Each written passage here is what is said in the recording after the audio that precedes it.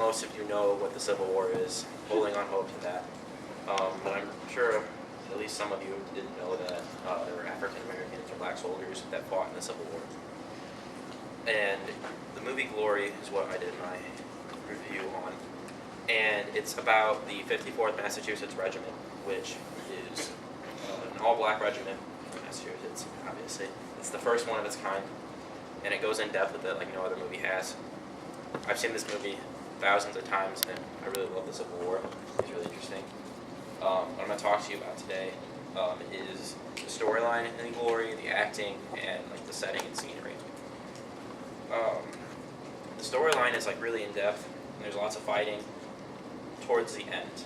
At the beginning, it's kind of slow, and there's a lot of like the training aspect of it, and like kind of learning how all the men had to go through. But it keeps you guessing.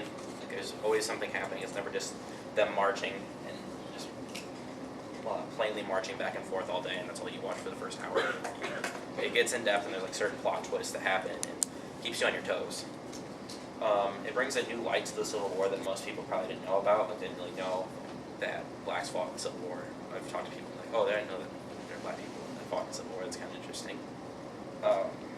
And the writer, Stephen Jarr, made the whole movie kind of flow together. So like, it's not all connected when you look at the whole outside of it, like looking at what is happening. It goes from here to here to here, and it's kind of like, well, how did they get from there? But like, the way it happens in the movie just makes it flow very nicely, even though it kind of doesn't like, explain what happened in the middle. It just kind of jumps back and forth. So I would say that the storyline is very well written, and it's one of my favorite parts and the outstanding parts of the movie. The acting was great, except for one part.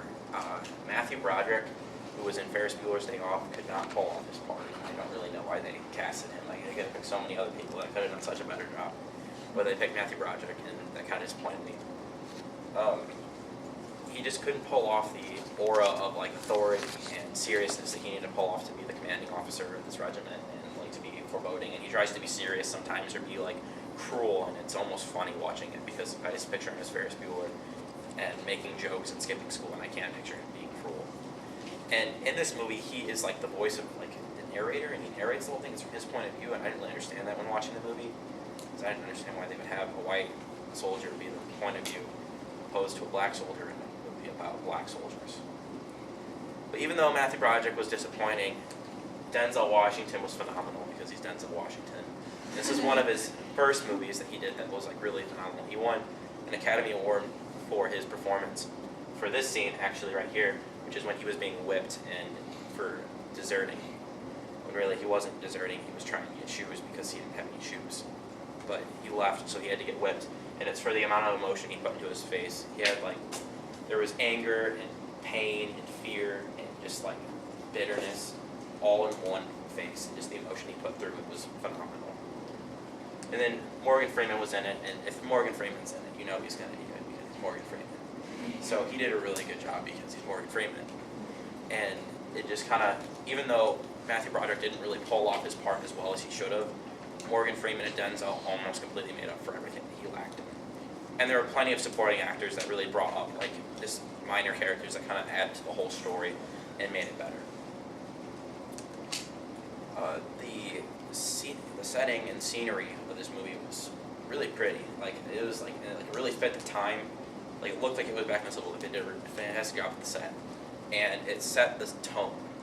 Like when they're in the training and it's tough and it's hard, you can tell because it's like cold and wet and dark and there's like no sunlight at all.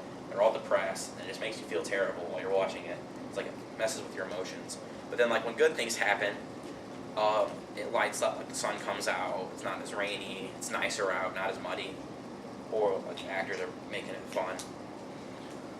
And it's like they get uniforms, and then it gets bright out because like they're finally part of the army, not just wearing their regular clothes marching around. And it shows how like harsh everything was for them when they were fighting, and how tough it was. And then when they go to like the South, which is what this is at Fort Wagner, you can kind of see like the area in which they kind of like most of the people in the regiment grew up in, because a lot of them are escaped slaves.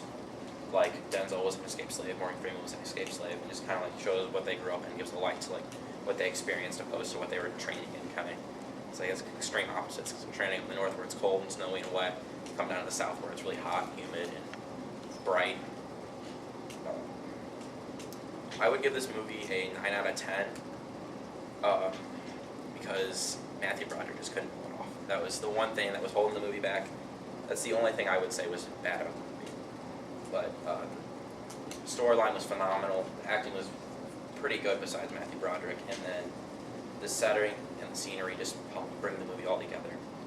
And even I would suggest that even though Matthew Broderick might disappoint you now that I've said all these bad things about what he did, I would still recommend you go see this movie because it can bring a whole new light to the Civil War for you, and it's just really